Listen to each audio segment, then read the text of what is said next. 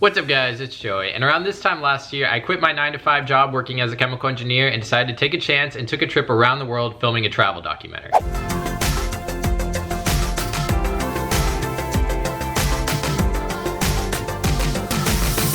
Now I know that sounds like an impossible dream for a lot of people. When I was in the same mindset, I didn't know how I would make money. I thought I needed a career to keep going. I loved travel, but didn't know how to make a living off of it, didn't know what to do. I wanted to just fall in love with experiences around the world, but like, how do you actually do that? Like, that's not something anybody really like shows you or talks about. There's no classes on that. And then one day I saw this ad on Facebook. They said they were looking for 5 people to travel the world for free and they'd pay for everything. And it looked too good to be true. It looked like a scam, but I took a chance. I applied, I went for it, and I ended up getting it. So this is gonna be the story of what happened filming this travel documentary. So to start, I wanna give a little bit of my background. I mean, I would just went from high school to college. I went into the Peace Corps and then I worked as a chemical engineer, and I had no experience in vlogging or camera angles or lighting or anything that really goes into filming a travel documentary. I had never acted before or starred in anything. I mean, I had never really been in front of a camera. I was an experienced traveler and I have that whole aspect, but the whole like filming and technological side and like creating anything, I was brand new at that. So that was like very, very different for me. But when I saw this project, I was like, you know what? They say like they're just looking for someone that's willing to go out there in the world. And so I ended up applying for it. They selected me. I mean, there was a long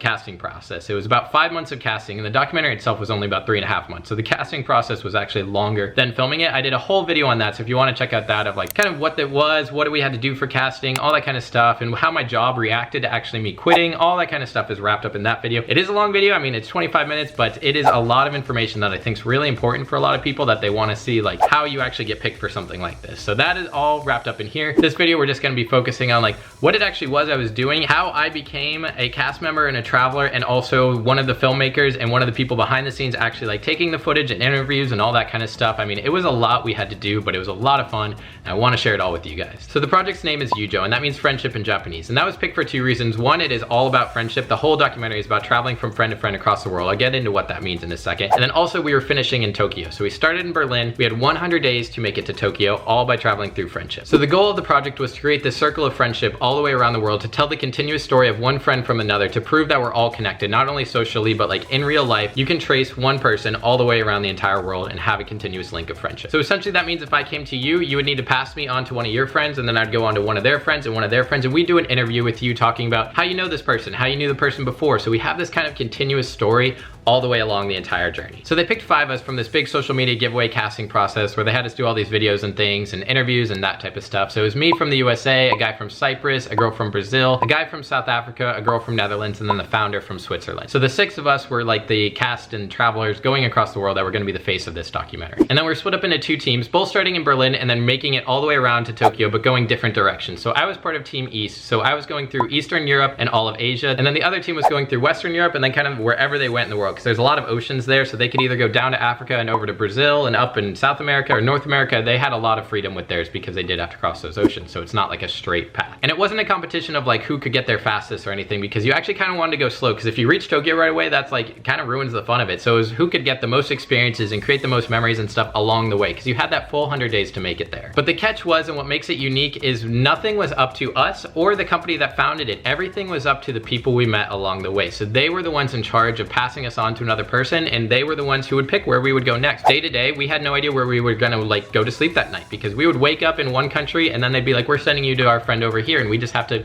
go there. We'd have to book a plane ticket or a train ticket or whatever we had to do to make it to that country and meet that person. So that was really, really cool that the whole project kind of was up to the people we met. I mean, there was nothing planned by us. There was nothing planned by the company that founded it or anything. It was all up to the people we met along the way. So to explain that a little better, I'll give a quick example. So if Team West got passed to me and I'm living in Tallahassee, Florida, then I would need to find a friend that's somewhere west. They could be further west in the United States, or they could be up in Canada, down in Mexico, or in Central America. Anywhere that's west that is gonna get them closer to Tokyo. And I would call up that friend and be like, hey, would you mind these people coming to stay with you, and they're gonna do a quick interview and all that kind of stuff. If their friend says yes, then they book it and get on the road and go meet that person. So and then along the way, we're spending a day with these people or a couple days with these people, getting to know their lives in these different cultures and different environments and different countries. And then we would take an interview of them, explaining kind of their life story, their friend's life story of the one before and after them. Then we would get on our way and go on to the next one. So it was really cool getting a unique perspective in every single country. I mean, there was nowhere that we kind of just had a normal tourist experience. It was always in the lives of these people, which was really, really awesome. So we started in Berlin. That was kind of the kickoff place for the documentary, and they flew all of us there from around the world, and they had this whole team from Switzerland that was like an editor and like a journalist and a newscaster and all these different people that were there to like give us a really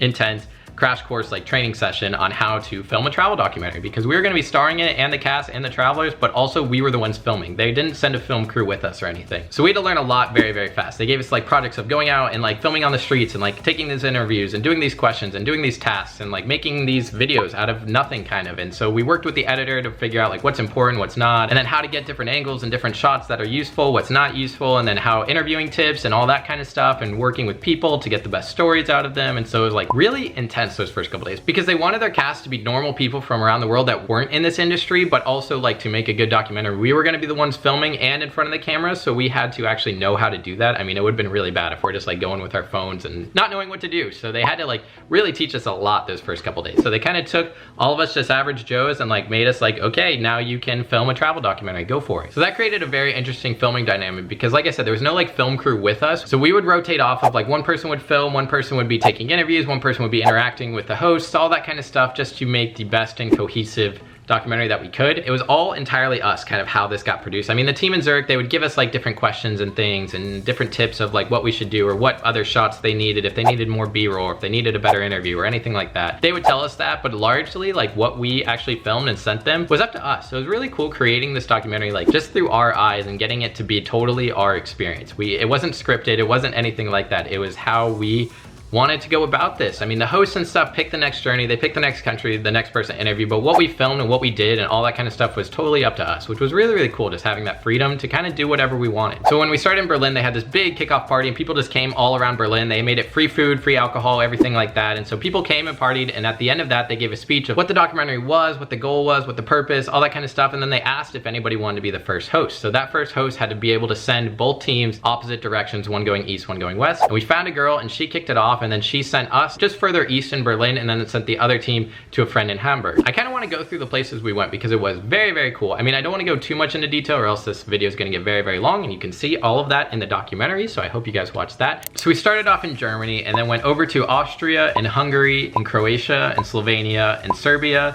Macedonia, Czechia, Poland, Ukraine, Georgia, Russia, China, Singapore, Philippines, and finally finished in Japan. So then the other team went from Germany to Switzerland to France to Spain, Portugal, and then crossed the ocean over to Brazil, up to Mexico, spent a lot of time in the USA. They went all over, and then to Hawaii, and then met us in Japan. So we went to some really, really cool places that I just like, I would never have expected myself to go there, like Macedonia and Serbia and Ukraine and Georgia. Like, what the heck? It was so cool and just so different, because all those places, we weren't just like going, like I said, we were actually like meeting people there and investing in their lives, and they were taking us and meeting friends and going to their places they wanted to go, and it was all just really, really cool and unique. And because it was all up to the host, we never really got to pick. Like, I didn't expect to do this big circle in Europe and then take forever in Russia. We were in Russia for about a month. Definitely some points I didn't think we'd make it. When we got to Georgia, the host actually couldn't meet with us. So then it was like, whoa, what do we do now? And we had to backtrack up to Ukraine. And then when we got to Russia, it was really, really hard to get into Russia because there wasn't so many people that knew Russians. I mean, everybody wanted to send us west. They were like, oh, we can send you to France or Spain or Germany. And we're like, we can't go that way. We got to go this way. And so that was really, really difficult. And then when we got to Russia, it was really, really hard to